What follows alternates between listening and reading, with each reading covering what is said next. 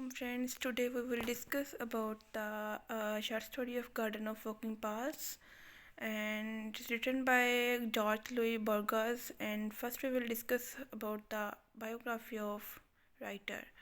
And George Louis Borges पैदा हुए थे 24 अगस्त 1899 एंड इनकी डेथ हुई थी 14 जून 1986 एंड इनका फुल नेम जो है वो काफ़ी बड़ा है, जॉर्ज फ्रांसिस्को आइसिडिरो लुई बोर्गस एसिवेडो, ठीक है।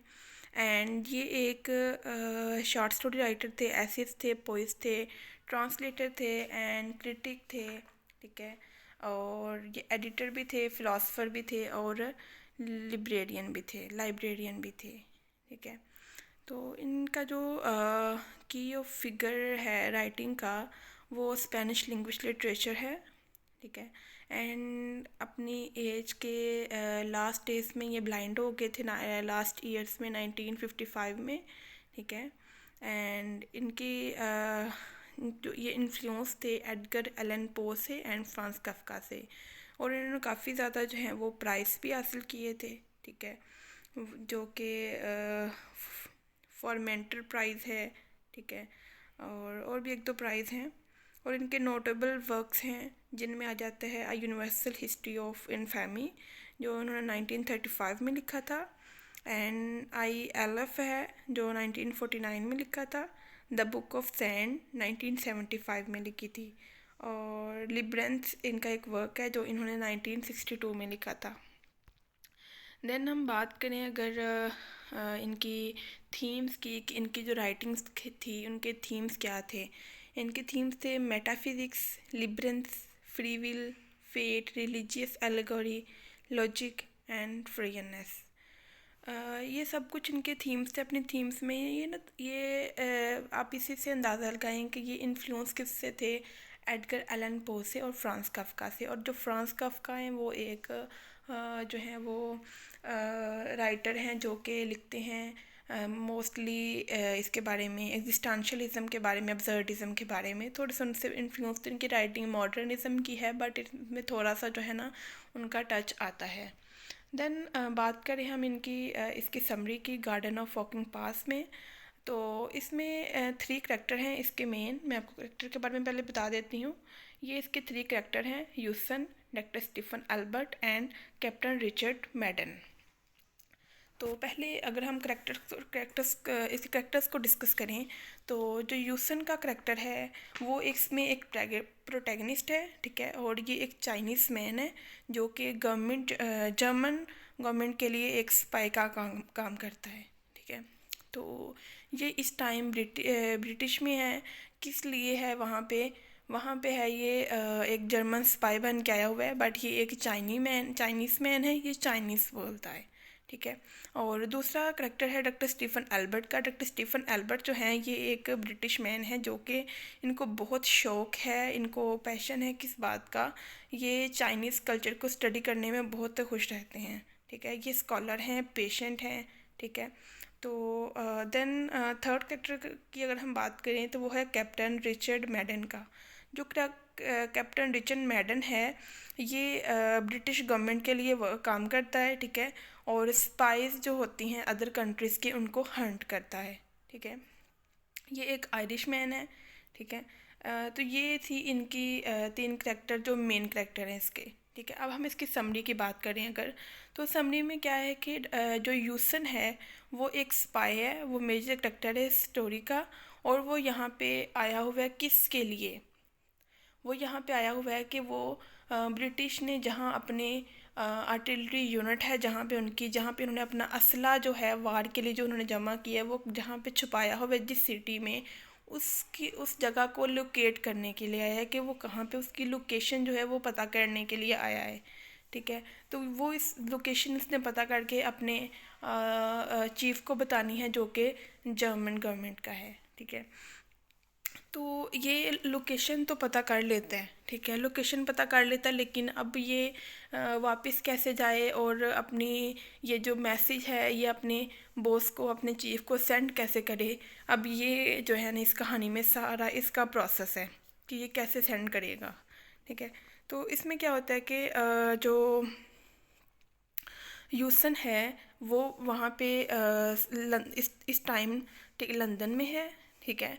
तो वो क्या करता है वहाँ पे वहाँ पे देखता है कि इसने ना मेडन को देख लिया। मेडन क्या है? मेडन उनका ब्रिटिश का वो है, चीफ है, जो कि क्या करता है स्पाइस को हंट करता है, ठीक है।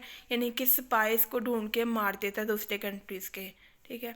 तो यहाँ पे मेडन को ये देख लेता है, इसको पता चल जाता है कि मेडन अब इसको छोड़ेगा नहीं, मेडन इसको मार देगा। सो ये क्या करता है, ये सोचता है कि ये कैसे मैसेज सेंड करे। ये अपने रूम में जाता है, वहाँ पे डोर लॉक करता है और सोचने बैठ जाता है। कुछ देर बाद इसको आइडिया आता है, ये ना अपनी फ्री विल का यूज़ करता है। वैसे तो इसकी फेट है ना कि इसकी फेट में उसके हाथों मौत लिखी है, लेकिन ये अपने फ्री विल को यूज़ करता है कि अगर ये अपने जो इसका प्लान इसका अगर नहीं पूरा हो सकता, तो ये क्या करता है, ये अपनी फ्री विल यूज़ करता है। कहता है कि मैं देखता हूँ कि अगर इस तरह मैं मैसेज कन्वे कर सकूँ अपने चीफ तक, ठीक है। ये एक आइडिया सोचते प्लान बनाता है कि मैं यहाँ से क्या करता हूँ, ट्रेन पकड़ के तो जाता हूँ क्या कि एक एल्बर्ट नाम का शख्स है जिसका जो है ना फ़ोन नंबर इसको अपनी फ़ोन बुक में मिलता है, ठीक है, उसका एड्रेस मिलता है। ये बाहर जाता है, जाकर ट्रेन पकड़ता है, ट्रेन पकड़ के ये एल्बर्ट के पास जाना चाहता है, ठीक है। ये उस आदमी के एड्रेस पे जाता है। वहाँ पे जब पहुँचता है तो वहाँ पे ना इसको मेन उसका नहीं पता होता कि वो किधर है, लेकिन इसको ना चाइनीज़ म्यूज़िक की आवाज़ आती है। जब इसको चाइनीज़ म्यूज़िक की आवाज़ आती है तो इसको ये समझ आता है कि ये ज़रूर एल्बर्ट ही है, क्योंकि एल्बर्ट को चाइनीज़ जो है कल्चर वो पढ़ने का बहुत शौक़ था, ठीक है।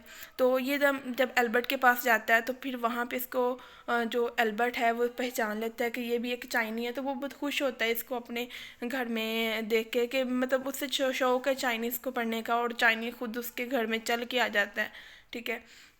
तो वो एल्बर्ट क्या करता है, एल्बर्ट ना उसके साथ हिस्ट्री खोल लेता है, हिस्ट्री बताना उसको शुरू कर देता है कि जो टी यूसन था उसको उसने एक नावल लिखा था द गार्डन ऑफ वॉकिंग पास, और वो सिर्फ एक नावल नहीं था बल्कि वो एक लिब्रन थी, वो मेज़ थी। जो अब हम उस कहानी को पढ़ते हैं, जब उस नावल को पढ़ते हैं तो हम उसमें खूबे ही चले जाते हैं, हमें पता ही नहीं चलता कि हमने उसने टाइम की फ़्लो लिखी है कि कैसे डिसीजंस का पता नहीं चल। जब हम डिसीजन लेने लगते हैं तो हमारे पास हज़ारों रास्ते होते हैं, अब हमें समझ नहीं आती हमने कौन सा रास्ता अपनाना है, ठीक है। इस तरह ना मतलब वो इसमें बता रहा है कि जो फोकिंग पास है, फोकिंग पास अगर हम देखें तो क्या, फोक किसको कहते हैं, कांटा, ठीक है। और कांटा जो होता है उसके कितने होते हैं डंडे, वो 4 होते हैं, ठीक है।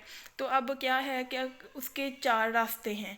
अब हमें नहीं पता कि हमने कौन सा रास्ता अपनाना है, तो हम क्या करते हैं, हम अपनी फ्री विल यूज़ करते हैं, उनमें से कोई एक रास्ता अपना लेते हैं। या फिर हम क्या करते हैं, हम अपनी फेट को देखते हैं कि हमारी फेट किस रास्ते पे चलेगी, तो फेट में क्या लिखा है, क्योंकि इंसान के पास 2 ही ऑप्शन होते हैं, फेट या फ्री विल।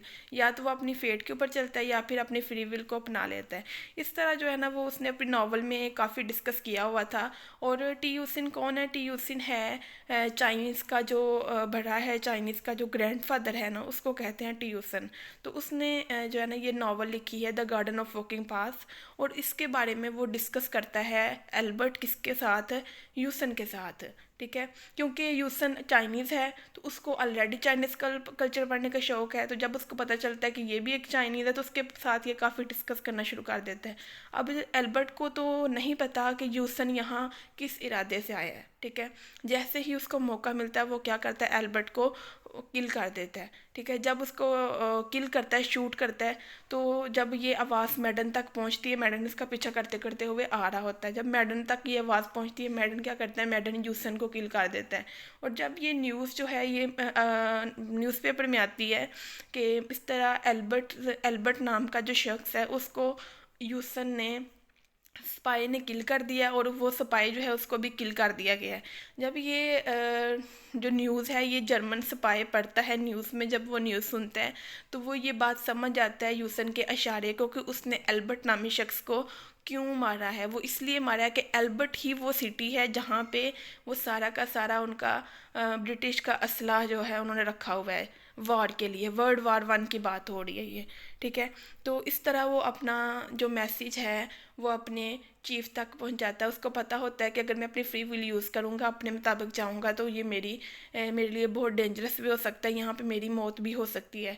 तो एट द एंड उसको किल कर दिया जाता है, लेकिन वो अपना मैसेज जो है अपने चीफ तक पहुंचाने में कामयाब हो जाता है। यहाँ पे ये साबित करना चाहता था कि ये चाइनीज़ था, तो यहाँ पे ये कहना चाहता था कि ये प्रूफ करना चाहता था कि जो चाइनीज़ मैन है वो किसी से कम नहीं है, बल्कि वो भी अपनी आर्मीज़ को बचा सकते हैं, ठीक है। तो ये थोड़ा इस तरह भी था कि इस चीज़ को भी ये साबित करना चाहता था।